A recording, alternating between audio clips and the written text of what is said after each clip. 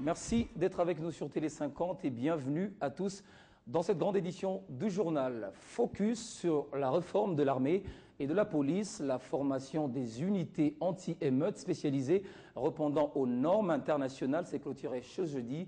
Le 1er et 7e bataillon de la Légion nationale d'intervention ainsi que les autres pelotons de CGMI ont réussi une formation spécialisée axée sur le maintien et le rétablissement de l'ordre public dans le respect de droits humains. Site choisi, la foire internationale de Kinshasa. Les autorités politiques et policières et les partenaires internationaux sont là pour rendre compte des compétences des unités de maintien de l'ordre formées sur l'amélioration de l'interopérabilité, le mode opératoire et la technique de terrain. Une représentation du site qui va abriter le 14e sommet de la francophonie a fait l'objet d'une démonstration des forces de sécurité avec comme mot d'ordre le respect des droits humains. Étape réussie, mais soudain, un tireur embusqué vise les éléments de la police. La tension est à son comble, mais bien vite, la situation est maîtrisée et tout redevient normal. Le sommet peut se poursuivre. Après cette démonstration, le commissaire général de la police nationale congolaise, Charles Bisengimana, dévoile la mission de ses forces. Vous avez assisté à toutes les étapes de l'exercice. C'est entre autres ce pour ça, pas seulement pour ça, mais il y a beaucoup d'autres tâches qui attendent la police. Et donc nous devons maintenir nos unités avec toutes les capacités opérationnelles pour leur permettre de pouvoir et sécuriser la francophonie et sécuriser la population dans les jours à venir. Satisfaits, les experts et formateurs se réjouissent du niveau de professionnalisme et respect des droits humains atteints par leur poulain. Je trouve que le résultat obtenu est satisfaisant. Ce n'est jamais parfait, ça ne peut jamais être parfait. Mais le résultat obtenu est satisfaisant car on a vu ce matin, d'une part, que ces unités pouvaient tout à fait travailler de concert efficacement et de façon cohérente. La situation sécuritaire dans l'est du pays est au bout de toutes les lèvres. Les sujets préoccupent autant le gouvernement qu'une délégation ministérielle est descendue sur place à Goma, au nord Kivu. C'est depuis mercredi soir. Elle a précédé le Premier ministre qui est arrivé ce jeudi afin d'apporter des solutions durables à la situation sécuritaire. Aussitôt arrivé, le Premier ministre s'est rendu à Bunagana, à Rutshuru. On y reviendra dans nos prochaines éditions. Au ministère des Finances, la Banque mondiale a présenté un draft de projet d'assistance technique pays 2013-2016. Ce projet qui devra appuyer le gouvernement d'action dans la création d'emplois et dans la réduction de la pauvreté a fait l'objet des discussions entre le gouvernement congolais et les représentants de la Banque mondiale. Ce projet a été présenté dans le but d'assurer une croissance accélérée et inclusive. La Banque mondiale, qui a toujours apporté une assistance substantielle et technique au gouvernement congolais, veut par ce projet appuyer l'action de l'État, représenté ici par le vice-premier ministre du budget, celui du portefeuille de l'EPSP, des ressources hydrauliques, de la justice, mais aussi ceux de l'économie, des transports et des finances. La détermination du gouvernement Matata est de voir les conditions de vie de la population s'améliorer. Il s'agit pour la banque de contribuer à la mise en œuvre du programme du gouvernement et non pas d'avoir un programme indépendant de la banque. La banque est un partenaire du gouvernement public. La banque, le programme de la banque s'aligne sur les priorités nationales. Mais il est évident qu'à des périodes précises, que nous échangions pour améliorer justement cet alignement. Eustache Wahero, qui représentait la Banque mondiale à cette rencontre, n'a pas manqué de rappeler les différentes actions déjà réalisées, mais aussi en cours de réalisation. On sait que les attentes sont nombreuses, le gouvernement y travaille, la Banque mondiale est un partenaire du gouvernement et nous essayons d'accompagner le gouvernement pour faire en sorte que les souffrances des populations puissent être réduites. Et nous intervenons dans les secteurs qui sont importants pour les populations, dans la santé, dans l'éducation, dans l'eau, dans l'électricité.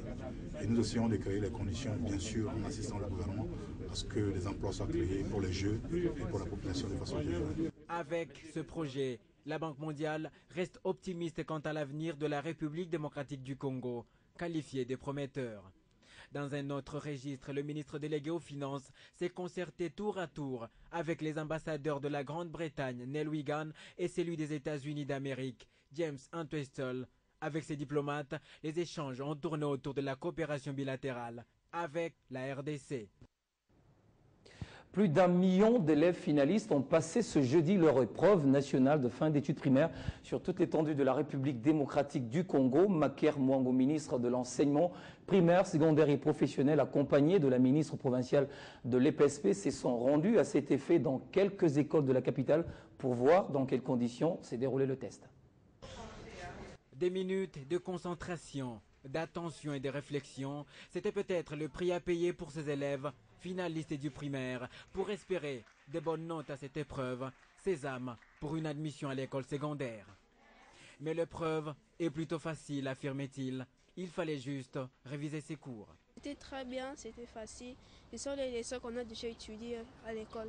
Dans les 6 écoles visitées par la délégation conduite par le ministre des tutelles, Maker Mwango, aucune bavure n'est à signaler sur le plan organisationnel. Bravo à toute l'équipe au niveau de la ville de Kinshasa. Mais d'après les échos que nous avons eus aussi à l'intérieur du pays, tout se passe très bien. Seul désagrément, c'est l'absence des 16 000 élèves congolais pour des raisons diverses, mais pour qui une solution est envisagée.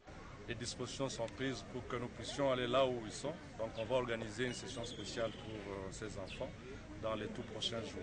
L'arithmétique, la culture générale et le français sont les disciplines sur lesquelles a porté ce test d'évaluation qui intervient chaque année et quasiment le même mois sur toute l'étendue de la RDC. Un mot de santé à présent, on va dans la province du Maniema où a eu lieu ce jeudi le lancement de la campagne des vaccinations contre la poliomyélite sauvage, précisément dans les territoires de Kasongo. C'est le ministre de la Santé qui l'a lancé. Notre envoyé spécial, Jolie Dioka, est sur place dans la province. Elle nous en dit un peu plus. Le choix porté dans le territoire de Kasongo pour cette deuxième phase des 3 journées nationales de vaccination contre la polio s'explique du fait que depuis 5 mois, la République démocratique du Congo n'a pu notifier de cas de poliovirus sauvage après les épidémies de 2010 et 2011, pendant lesquelles le pays a enregistré respectivement 100 et 93 cas.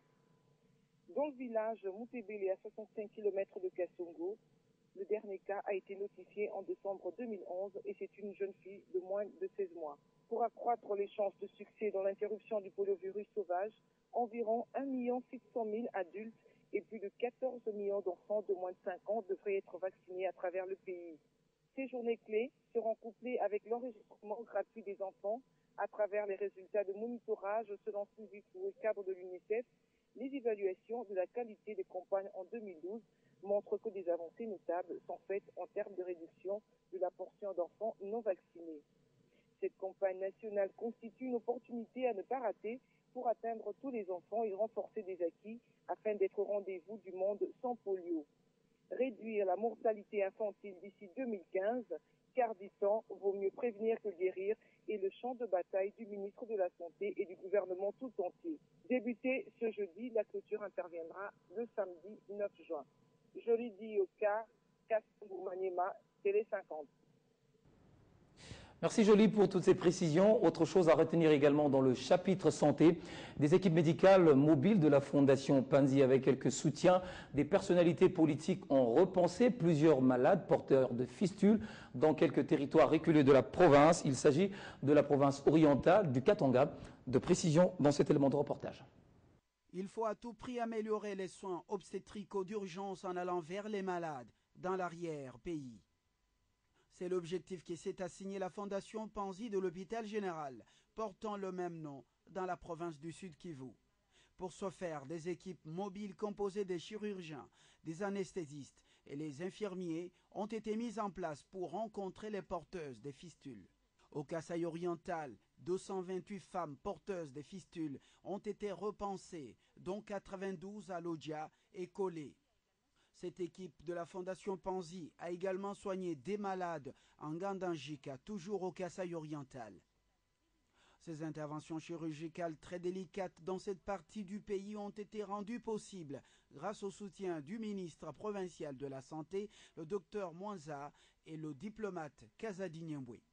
Au Katanga, 180 cas de fistules ont été repensés à Moba, Kalemi, Nyunzu, Mbulula, Kongolo, Kabalo et Ankoro. Malgré ces chiffres, l'équipe de la Fondation Panzi va y revenir l'année prochaine pour repenser d'autres cas. La fondation Panzi, dirigée par le docteur Denis Mukwege, vise l'amélioration des soins obstétricaux d'urgence et l'hôpital général de Panzi est spécialisé dans la réparation des fistules urogénitales depuis 10 ans. À Lodja, les interventions ont été facilitées par le président de la société civile locale, Pierre-Albert Ngweli.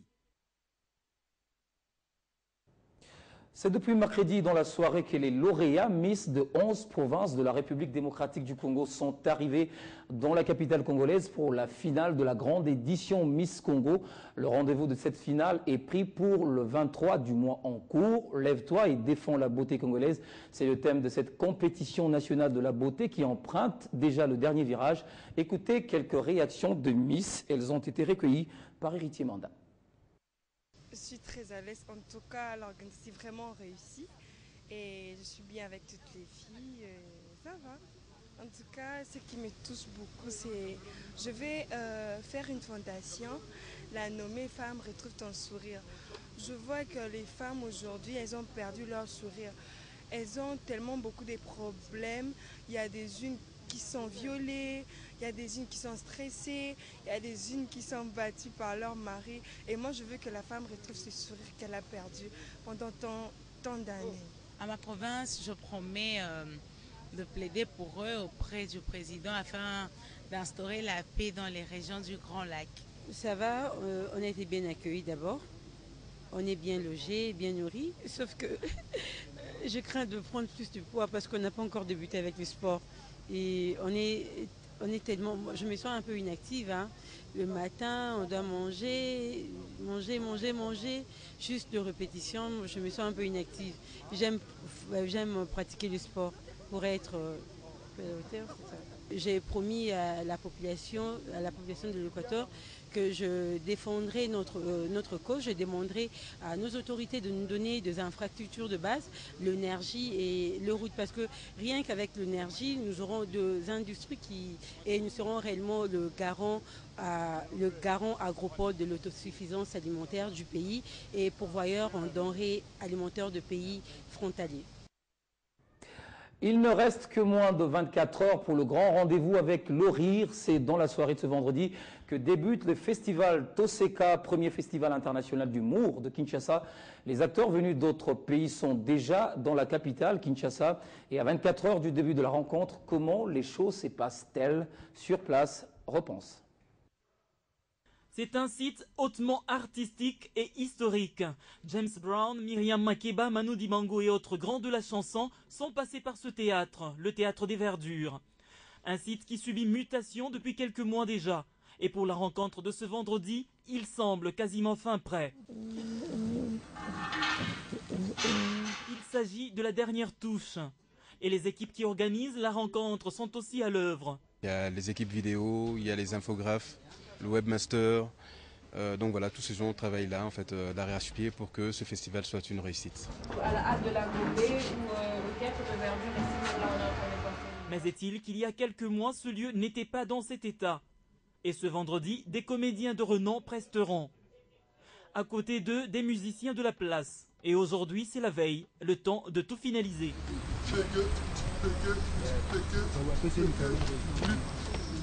Non, ce n'est pas une improvisation. Là, nous sommes des professionnels. Donc, ça fait déjà 3 mois, nous, en train de préparer pour danser les 8 et les 9. C'est ça que tu vois, il y a 40 danseurs.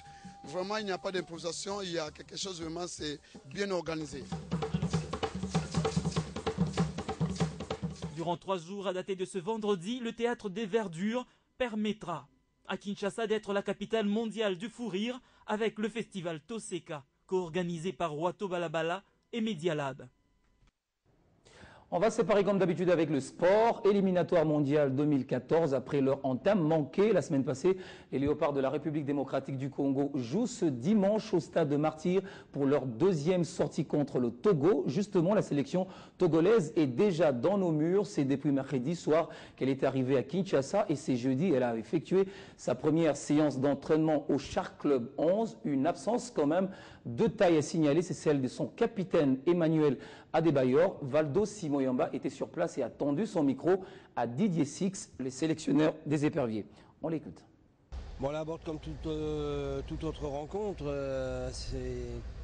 On sait que la RDC est une équipe solide, une équipe de tempérament. On sait aussi que c'est une équipe qui n'a pas toujours bien réussi au Togo. Donc je connais bien mon ami Claude Leroy. On est amis avant tout, donc je connais aussi sa malice. Je sais que ça sera très difficile pour nous et ça fait partie de notre programme de ce groupe de Coupe du Monde. Et donc on essaiera de faire avec les moyens.